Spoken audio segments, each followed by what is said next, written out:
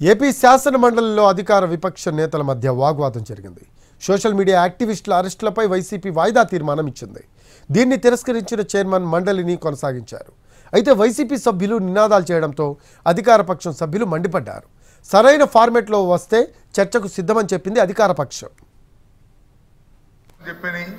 లేనిమని పెట్టి వాళ్ళని అరెస్టులు చేసి చట్టాన్ని చేతిలో తీసుకోవడం ఇప్పుడు ప్రజాస్వామ్యంలో జరగలేదు. మీరు వేరే ఫార్మాట్ లో రండి, మీరు వేరే ఫార్మాట్ లో రండి. అంటే సోషల్ మీడియాలో మహిళల పట్ల అసభ్యంగా మాట్లాడే వాళ్ళకి సపోర్ట్ చేయడానికి ఇక్కడికి వచ్చారు, వీళ్ళు ప్రశ్నలు అడగడానికి వచ్చారు అనేది మాకు అర్థం కావట్లేదు. ఎందుకంటే గతంలో చూసాం, ఆ సభలో ఆ రోజు ముఖ్యమంత్రిగా ఉండి జగన్మోహన్ రెడ్డి గారు చంద్రబాబు నాయుడు గారు కుటుంబ సభ్యుల్ని ఈ విధంగా మాట్లాడుతుంటే ఆ రోజు ఎగిల్ నవ్వులనేవి సమాజం తలదించుకునే విధంగా చేయడం జరిగింది. వైఎస్ఆర్సీపీ సభ్యులు నిజంగా చాలా సిగ్గుచేటటువంటి విషయం.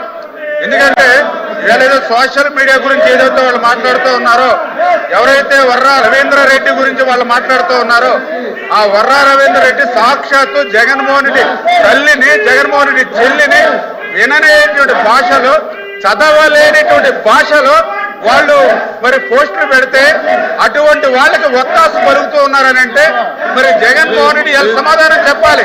సొంత తల్లి మీద, సొంత చెల్లి మీద పోస్టులు పెట్టినటువంటి వ్యక్తిని వెనకేసుకొస్తూ ఉన్నాడని అంటే జగన్మోహన్ రెడ్డి ఏ స్థాయిలో